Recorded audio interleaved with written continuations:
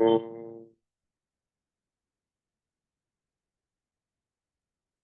भूर्भुवः स्वः तत्सवितुर्वरेण्यं भर्गो देवस्य धीमहि धियो यो नः प्रचोदयात्।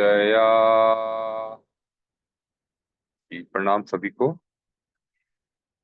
तो हमारी स्वाध्याय की इस चर्चा में अ, सूर्य चिकित्सा विज्ञान में, जिसमें हम विभिन्न रोगों की चिकित्सा के विषय में स्वाध्याय कर रहे थे, तो उसी चर्चा को हम आगे लेकर चलते हैं। तो आगे आज हम चर्चा करेंगे नेत्रों से संबंधित रोगों की। तो जो नेत्रों में जो अलग अलग तरह के जो रोग जो सभी लोगों को होते हैं, तो उसका जो है एक मुख्य कारण जो है वो कॉन्स्टिपेशन भी होता है, यानी कि कब्जियत। तो इसके बारे में जो है पहले गुरुदेव बताते हैं कि नेत्रों से संबंधित सूर्य चिकित्सा विज्ञान में बताए गए उपयोगों से पूर्व अगर हम अपने पेट को थोड़ा ठीक कर लें, यानी कि जिनको कॉन्स्टिपेशन है, तो वो जो है उनकी स्थिति को देखते हुए अगर उनके अंदर अधिक कमजोरी नहीं है। देखिए, हर अवस्था में जो है हमें अपनी जो है बुद्धि का उपयोग करना है, गुरुदेव ने जो कहा है, परंतु शरीर जो है बहुत कॉम्प्लेक्स है। तो एक हमें अपनी एक समझ भी रखनी है हमें। तो गुरुदेव ने यहाँ पर कहा है कि जो आंखों के रोग जो है उनमें मुख्य कारण जो है बहुत बार जो है कब्ज भी होती है।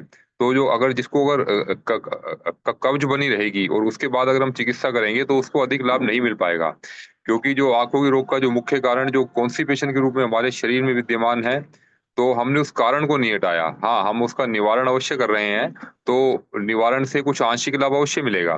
परंतु अगर जल्दी लाभ पाना है और एक स्थायी लाभ चाहिए और एक अधिक जो है गहराई तक लाभ चाहिए, तो उसमें कारण का भी जो नाश है वो भी आवश्यक है। तो जो रोग का जो कारण है उसको समझ करके हम उसे हटाएं। तो सबसे पहले तो हम ये देख लें कि जो है उसके अंदर कहीं कॉन्स्टिपेशन की शिकायत तो नहीं है। अगर अगर उससे कुछ ऐसा कुछ कॉन्स्टिपेशन रहता है, तो पहले जो है, और उसको अगर कमजोरी नहीं है, तो उसको पहले कुछ ऐसा कुछ दिया जाए कि जिससे उसको जो है लूज मोशन लगे। तो यानी कि उसकी स्थिति को देखते हुए तो कुछ दस्त करा देना चाहिए रोगी को। तो दस्त कराने से उसका पेट थोड़ा खुलेगा और उसके बाद जो है अब उसका शरीर जो है चिकित्सा के लिए तैयार है। परंतु हमें यह भी ध्यान रखना है कि दस्त कराने से पूर्व हमें यह देख लेना है कि कहीं उसकी कहीं शारीरिक बल तो क्षीण नहीं है, क्योंकि हम जानते हैं कि मल ही बल होता है। तो अगर जो है मल बिल्कुल भी शेष ना रहे और उसकी पहले ही उसकी शारीरिक स्थिति ठीक नहीं है, पहले ही उसके अंदर कमजोरी पहले से विद्यमान है, तो उसके लिए फिर कुछ दूसरे उपाय देखे जाएंगे। फिर इस उपाय को ना करके दूसरा कोई उपाय किया जाएगा।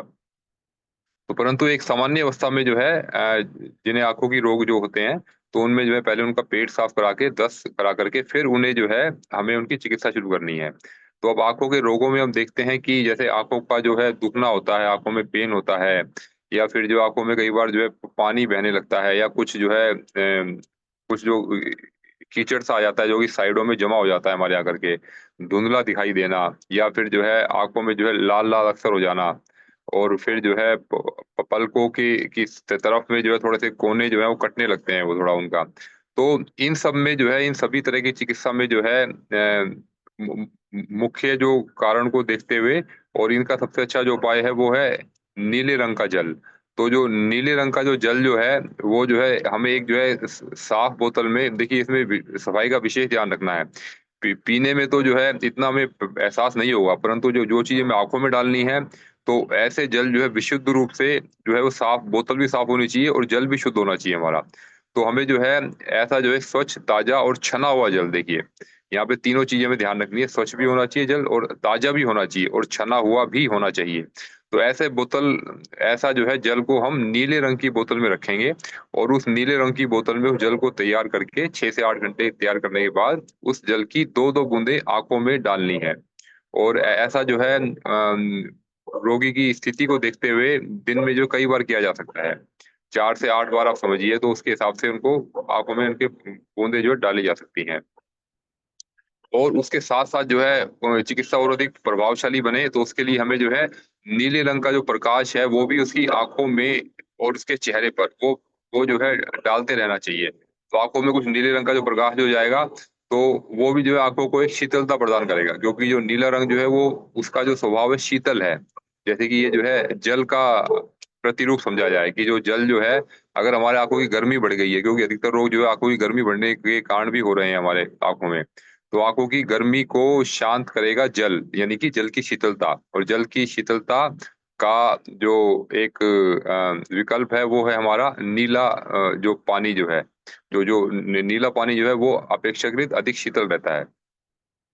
तो उससे जो है हम जब हम देंगे तो आँखों की बीमारी जो है धीरे-धीरे दूर होने लगेगी। तो इसलिए आप देखिए कि आजकल हमने देखा कि जो आजकल जो चश्मों वाली हम दुकान पे जाते हैं, तो उसमें एक एक जो है नई टेक्नोलॉज़ी आई है, जिसे बोलते हैं ब्लू रे टेक्नोलॉज़ी कुछ। तो उनमें जो है ना, उनमें वो क्या करते हैं कि जो आँखों की जो पहनने वाला चश्मा जो है उसमें जो काँच जो यूज़ हुआ है, उसका जो रंग जो है थोड़ा अपेक्षाकृत नीले रंग का होता है थोड़ा। तो नीले रंग का देखिए जो गुरुदेव जो हमें विज्ञान जो बता रहे हैं, तो उस विज्ञान का जो प्रैक्टिकल पक्ष है, जो वैज्ञानिक जो हैं जब उसका अध्ययन करते हैं, तो उसका वो काफ़ी बाद में समझते हैं वो। तो गुरुदेव ने हमें इतने अच्छे तरीके से इसका बताया है, तो हम इसको जो है साधारण तरीके से भी अगर हम ये अपने जीवन में अपनाते हैं, तो हमें जो है चश्मे को पहनने की कभी जीवन में आवश्यकता ही नहीं पड़ेगी। या जिनका बड़ा हुआ है, तो धीरे-धीरे कम होता जाएगा चश्मा उनका। तो हम जो है इस तरह अन्य भी विकल्प हैं आँखों के लिए हम ध्यान रखे जा सकते हैं। तो उन सभी विकल्पों को अपने अपने सामर्थ्य के अनुरूप और अपनी सुविधा के अनुरूप जब हम अपने जीवन में अपनाते हैं, तो हमारे जो है जीवन में बदलाव होने लगता है। तो इस प्रकार देखिए कि जो नीले रंग का जो चश्मा जो है, जो अभी आज के समय में जो लोग पहन रहे हैं, तो वह भी जो है आँखों को जो है शीतलता एक प्रदान करेगा। जो आँखों में जलन हो गई है तो उसके लिए जो है या कभी-कभी आपने देखा होगा कि जो है अक्सर जो है तेज़ धूप बाहर जा रही है, कि किसी को जो धूप सहन नहीं होती। तो उस व्यक्ति के लिए जो है नीले रंग का चश्मा पहनना अधिक लाभदायक रहेगा। तो अगर उसको चश्मा लेना ही है, अगर उसको सन से बचना ही है, धूप से बचना है, गर्मी धूप में, तो उसको जो नीले रंग का चश्मा पहनना चाहिए। तो जो हमारी जो सूर्य भगवान की जो गर्मी भी जो होगी, वो जो है उसमें से भी जो है शीतलता वाला हिस्सा जो है वो फ़िल्टर करके वो चश्मा आपको आपकी आँखों को देगा। तो यह हमें इसलिए हम इसमें इसका ध्यान रखा जा सकता है। तो अब इसके बाद हम एक और चर्चा कर लेते हैं, वो है हमारी जो मस्तिष्क संबंधी रोग।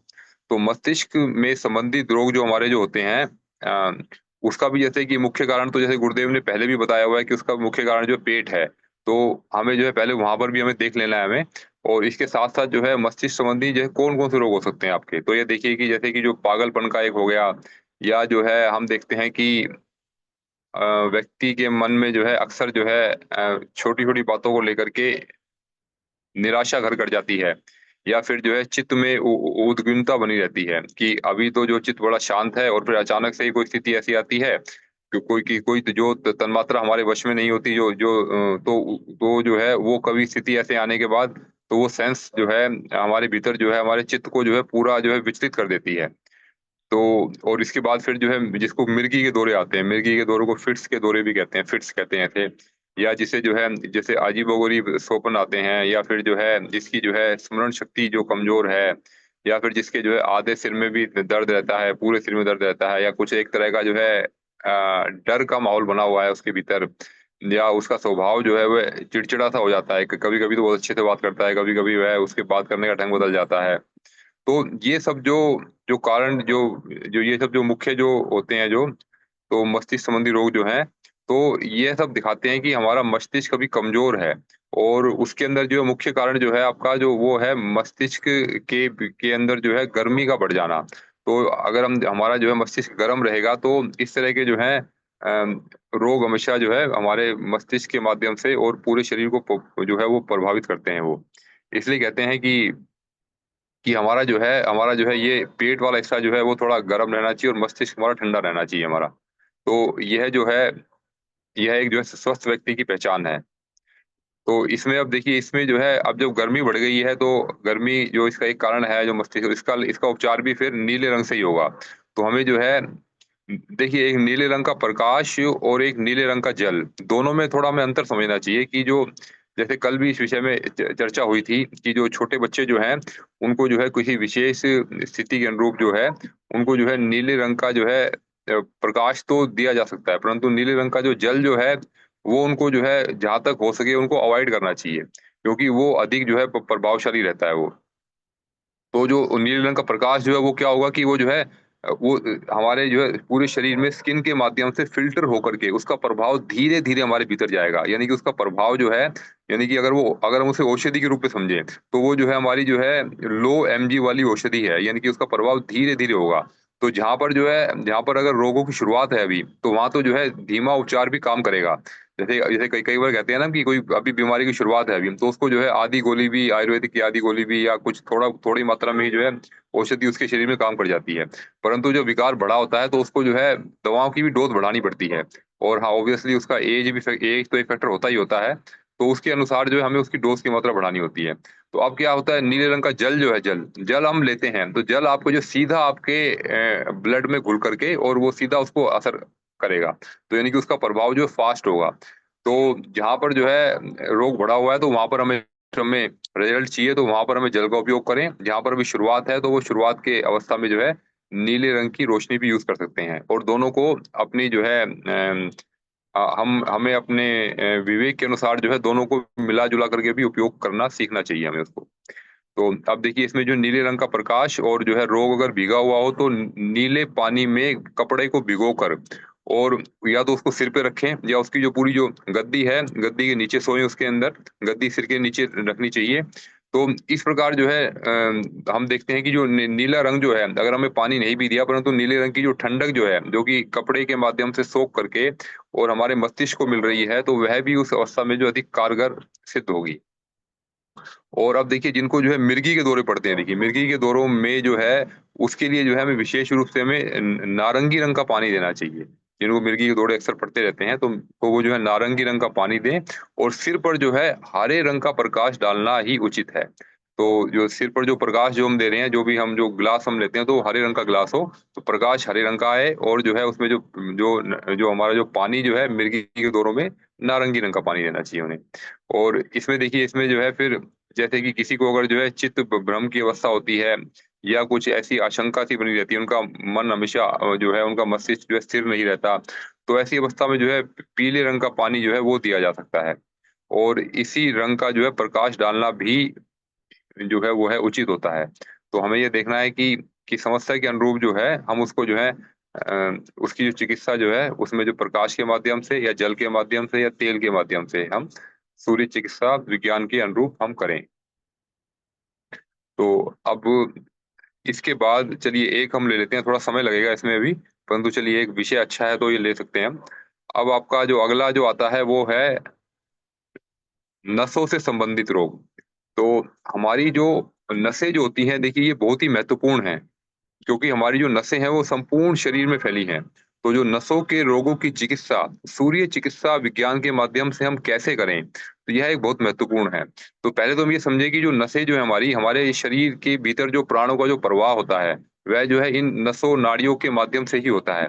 तो उसमें जो है अगर हम स्थूल पक्ष की भी अगर हम आज चर्चा करें, तो हम जो है ये जो स्थूल चैनल जो है ये हमारे शरीर में जो है नालियों के रूप में या कहेंगे पाइप के रूप में जो है पूरे शरीर में इनका जाल जो है पूरे शरीर में बिछा हुआ है।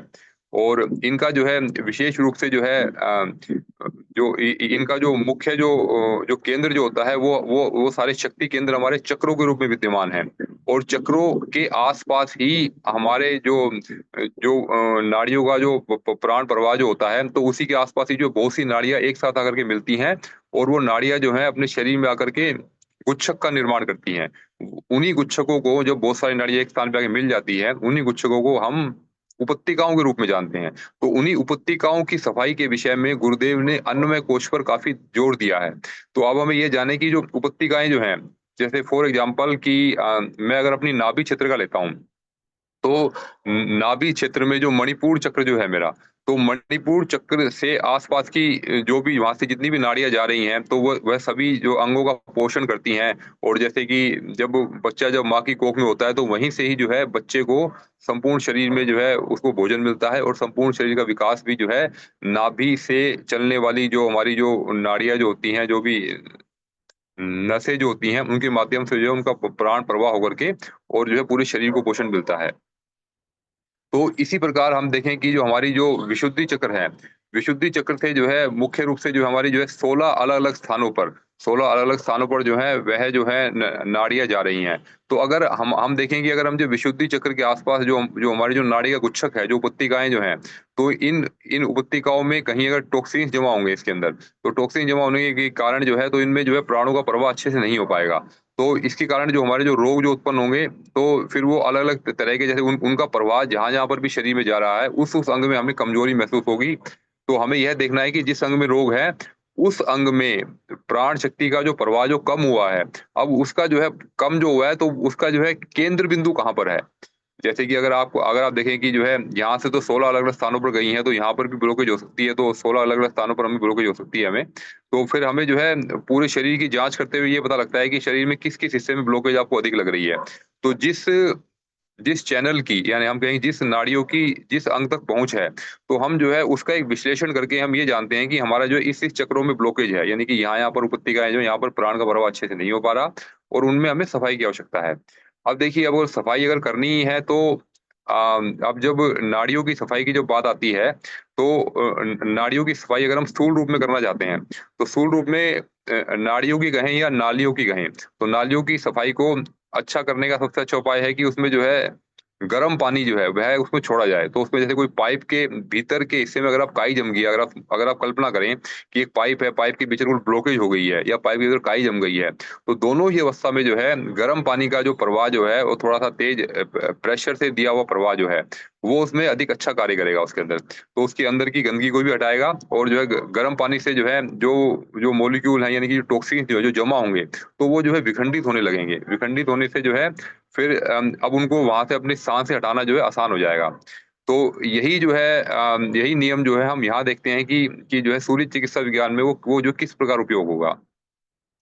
तो इसमें देखिए इसमें देखिए एक तो ये है कि जो हमारे शरीर में जो नसों के रोग जो होते हैं, वो जो है नसों की निर्बलता या उसकी शक्तिहीनता के कारण पैदा होते हैं।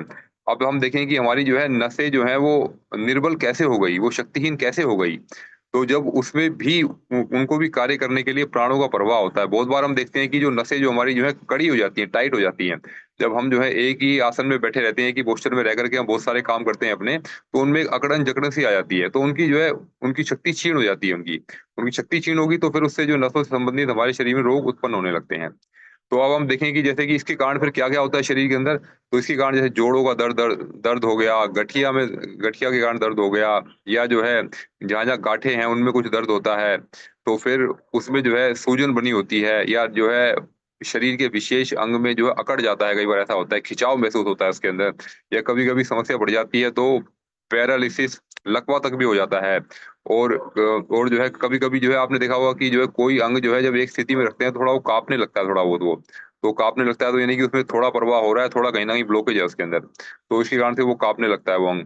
और फिर इसके साथ-साथ जो है हमें जो है शरीर के अन्य अंगों में जैसे हाथ-पैर होगी, उँगलियाँ होगी, उनमें जो है हल्का-हल्का दर्द का महसूस होना या कई बार मांसपेशियों में जो है एक जो है झिनझनी सी होती है ऐसी और रीढ़ की हड्डी में जो दर्द होता है हमारा, तो और कभी-कभी तो ऐसी अवस्था हो जाती है कि ना हम शरीर के किसी हिस्से में सुई चुभाते हैं, सुई चुभाने का भी आभास नहीं होता।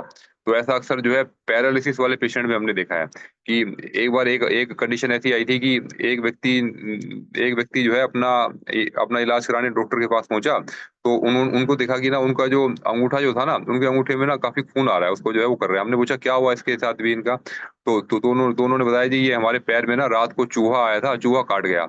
और चूहा काट गया, रात को सुबह उठ के देखा तो काफ़ी जो है ब्लड बहने लगा और हमें प प मालूम ही नहीं लगा कुछ।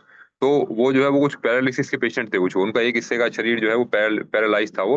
तो पैरालिसिस में जो है हमें अपने अंगों में क्या हो रहा है, कोई सुई चुभा रहा है, क्या कर रहा है, क्या वो कैसी अवस्था में अंग है हमारा, उसका हमें कोई आभास नहीं होता हमें। तो ये जो विकार जो है ये सारे जो हैं नसों के रोग से ही शुरू होते हैं। जब ब्लॉकेज बढ़ती-बढ़ती इतनी ब्लॉकेज हो जाती है कि वहाँ पर प्राण का प्रवाह होना यानी कि जितनी भी अलग-अलग तरह की नाड़ियाँ उस हिस्से में प्राणों को ले जा रही थी, ब्लड को ले जा रही थी, वो सभी ब्लॉक हो चुकी हैं। तो इसलिए जो है वो वाला पार्ट आपका सेंसलेस हो गया है।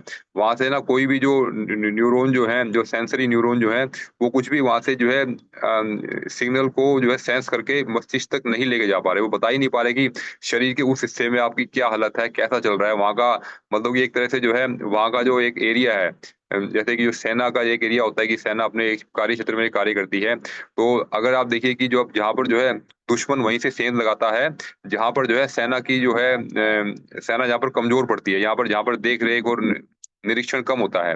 तो यही अवस्था जो है हमारे शरीर में भी होती है कि जहाँ पर जो है देख-रेख नहीं होगा, जहाँ पर जो है शरीर के उस हिस्से में हमें अगर कोई फीडबैक नहीं आ रहा होगा, तो ऐसी अवस्था में जो है वहाँ पर जो कोई नुकसान कोई पहुँचाएगा, कोई एक्सटर्नल कोई भी नुकसान पहुँचाएगा, तो उसका हमें आभास हमारे मस्तिष्क तक नहीं होगा। तो जो है ये सभी की सभी जो बीमारियाँ जो हैं, ये सभी नसों की बीमारियाँ हैं। तो और ये है कि देखिए इसका जैसे कि एक कारण और भी होता है कि जब हमारे शरीर में जो है टॉक्सिन्स जो हैं, वो नहीं निकल पाएँ, तो जो भीतर जमा होने लगते हैं। तो भीतर जमा होने से भी जो है नसों के रोग उत्पन्न हो जाते हैं। तो अगर हम सफाई कर रहे हैं परंतु अपने खान-पान पर नियंत्रण नहीं कर रहे, तो खान-पान पर नियंत्रण न कर पाने के कारण जो हमारे शरीर में जो है सफाई के साथ-साथ फिर से ब्लॉकेज होती रहेगी। आप साफ करते रहेंगे, आपका जो गलत खान-पान उसको ब्लॉक करता रहेगा। और ये क्रिया जो है लगातार चलती रहेगी। तो आपको लगेगा कि आराम हल्का-फुल्का आ रहा है या पूरा आराम नहीं आ रहा। तो पूर्ण आराम चाहिए तो हमें जो है परहेज पर भी विशेष रूप से हमें ध्यान रखना होगा।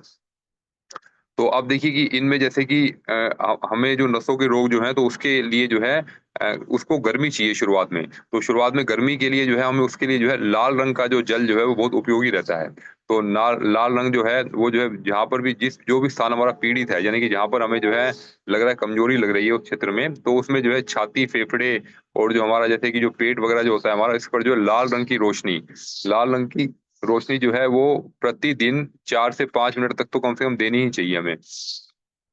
तो इतनी रोशनी जब हम देते हैं, तो वो एक तरह से उसकी हीलिंग होना शुरू हो जाती है उसकी। और फिर देखिए उसके बाद जो है उसमें अगर हम उसको पानी के माध्यम से, जल के माध्यम से उसकी चिकित्सा करें, तो उसे जो है 1 बार जो है ल लाल रंग का जो पानी है वो दिया जा सकता है और जो है 2 बार जो है वो नीले रंग का पानी उसको जो है देना चाहिए। तो ये क्यों देना चाहिए? क्योंकि अब जैसे कि गर्म पानी से जो है आपकी गंदगी तो साफ हुई आपकी, परंतु आपकी जो अंदर की जो नाड़ियाँ जो हैं, जो नसें जो हैं, वो भी अधिक मुलायम हो गई, सॉफ्ट हो गई। तो सॉफ्ट में अब जो है कुछ हम ऐसा कोई भोजन करते हैं या उसको जो है सॉफ्ट चीज़ों को नुकसान पहुँचाना जो है वो आसान होता है।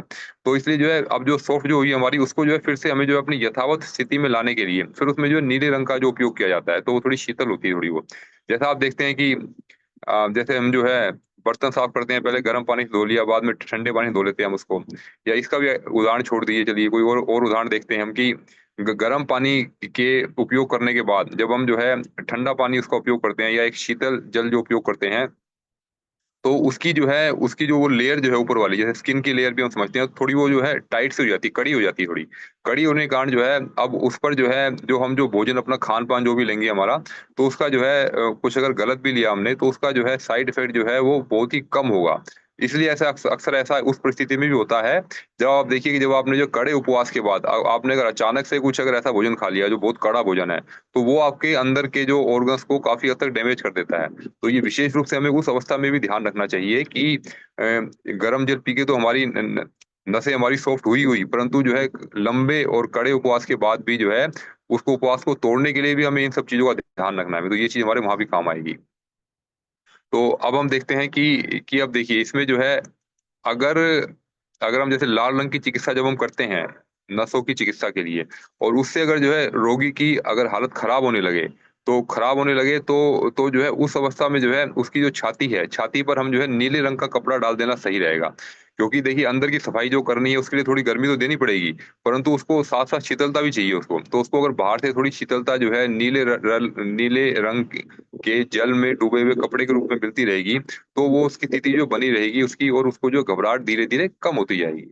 और अब हमें देखना है कि जो है जब अगर अगर कुछ ऐसी उसकी कंडीशन होती है कि उसको अगर अगर जो है अगर अधिक जो है दुःख कष्ट हो रहा है उसको, तो उस अवस्था में जो है फिर लाल रंग का भी उपयोग हम ना करें। उस फिर उसकी जगह पर जो है पीले रंग का या नारंगी रंग का जो जल है वो उपयोग करना चाहिए।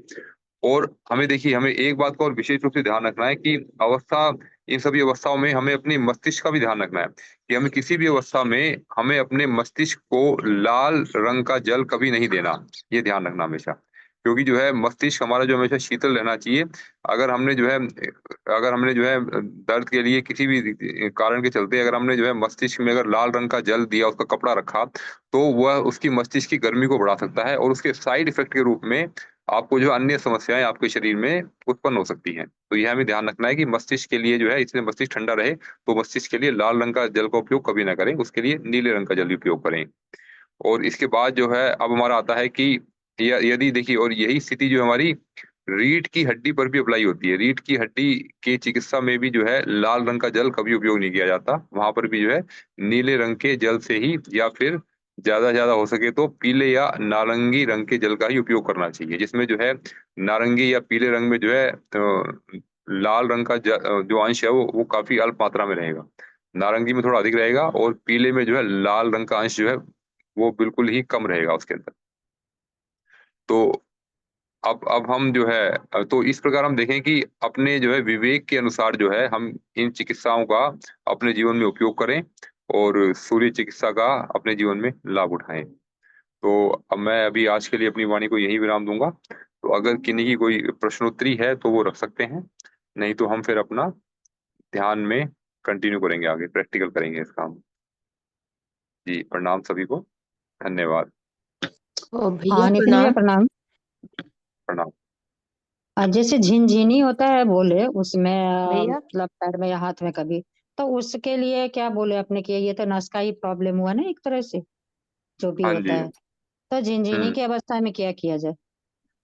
कभी या कोई किसी पोजीशन में बैठा रहा पैर में तो वो हो जाता है, या कभी कभी अचानक से भी हाथ में किसी को हो जाता है, कभी सो के उठने के बाद ऐसा फीलिंग होता है किन्हीं किन्हीं को, तो वो अलग अलग होता है, बट ये सबका मिला करके क्या होना चाहिए? हाँ जी। तो इसमें दीदी, इसमें हमने ना अपने प्रैक्टिकल अनुभव में ये पाया कि जो झिनझिनी जिनको होती है ना, तो उसमें जो है मुख्य रूप से उनके शरीर में जो है ना जल की कमी होती है। तो अगर वो जो लोग ना, आप उनसे देखिए, कॉमन एक चीज़ मुझे ये पाई कि जो है वो जल जो है वो कम मात्रा में पीते हैं वो लोग। तो अगर हम जो है जल की मात्रा की जो है जल की मात्रा हम बढ़ा देंगे सामान्य रूप से, तो उससे जो है झिनझिनी कम होने लगेगी। और उसके बाद भी अगर होती है, मान लीजिए कि वो जल भी अगर सामान्य पी रहे हैं तो होती है, तो उसमें फिर जो है हमारे जो कहीं-कहीं चैनल्स में जो ब्लॉकेज है, मतलब कि शरीर किस हिस्से में झनझनी हो रही है, तो उस हिस्से में जो हमारी जो नाड़ियाँ जो है वो किस-किस हिस्से से होकर के आ रही हैं। जैसे कि आपके हार्ट से आ रही हैं, या आपकी विशुद्धि चक्र से आ रही हैं, या जो है नाभि से वहाँ तक की पहुँच आ रही है नाड़ियों की। तो फिर हम जो है हम उसके अनुरूप भी उसकी जो है चक्रों की जो चिकित्सा वो भी करेंगे हम। और इसमें जो है फिर इसमें जो जो सामान्य उपाय तो वही है कि हमें जो है लाल रंग की जो लाल रंग की जो रोशनी है, और जो लाल रंग का जो जल है, तो लाल रंग के जल ही अपने जीवन में उपयोग करना है हमें। और इसमें सभी अवस्थाओं में हमें जो है पानी का इंटेक बढ़ा देना है। झिनझिनी की अवस्था में हम मुख्य रूप ध्यान रखना है कि थोड़ा पानी का इंटेक बढ़ा दिया जाए। पानी का इंटेक बढ़ाने से ही हमने देखा कि हमारी तो जो है पहले हमें भी समस्या होती थी। तो हमें जो है फिर हमने देखा कि हमारी जो है मतलब 90-95% समस्या बिल्कुल हट गई इससे भी। अब कभी-कभी होती भी है तो हमें ध्यान आता है कि शायद हमने जो जल उस दिन कम पिया तब वो चीज़ें कभी-कभी उस रूप में आती हैं। तो हम इन दोनों चीज़ों को, लाल रंग का और जल की मात्रा अपने शरीर में अधिक बढ़ा करके दोनों उपयोग कर सकते हैं। जी, जी। ओ भैया प्रणाम। जी, ये प्रणाम जी। हम पूछ रहे थे कि उतना सारा शीशा कलर नहीं अगर उपलब्ध हो सके तो क्या शीशे में लाल रंग का कपड़ा लपेट के मैंने उसी कलर का कपड़ा लपेट के या उस रंग का कागज लपेट के उसका प्रयोग किया जा सकता है? जी, क क कपड़े का नहीं दीदी, कपड़े के अलावा ना जो जो वो जो है फ़ॉइल पे जो जो वो जो आती है ना, प्लास्टिक की जो ट्रांसपेरेंट पन्नी जो आती है ना? जो जी। जैसे कि हाँ, जो पन्नी है उसका उपयोग किया जा सकता है। और अगर सभी रंग अगर नहीं मिल पाते तो हम जो है 2 रंगों को मिला के भी कर सकते हैं। देखिए, ये जो सभी रंग जो है ना, ये सभी रंग जो है 3 रंगों से मिलके बने हैं, RYB, माने कि हमारा जो है नीला, और हमारा जो है पीला, और हमारा लाल। नीला, पीला और लाल, इन 3 रंगों को मिला करके कोई भी रंग बनाया जा सकता है, उनकी मात्रा को कम-ज़्यादा करके। तो हम एक उपाय ये भी कर सकते हैं, या दूसरा फिर एक साधारण उपाय तो यही है कि हम जो है एक सफ़ेद काँच की बोतल में एक जो है एक ट्रांसपेरेंट एक पन्नी लपेट करके, और जो है उसको फिर जो है कलर के रूप में उपयोग करें। उसका लाभ थोड़ा कम मिलेगा, पर मिलेगा। और अभी जो है इसके लिए भी जैसे कि अभी वो भूपेंद्र भैया भी हमारे काम कर रहे हैं, तो वो हो सकता है कि कुछ समय बाद जो है उस तरह की जो अलग-अलग रंग की बोतलें जो हैं सासाराम में भी उपलब्ध हो जाएँगी अपने। जी दीदी। जी धन्यवाद भैया, प्रणाम भैया। जी, प्रणाम दीदी।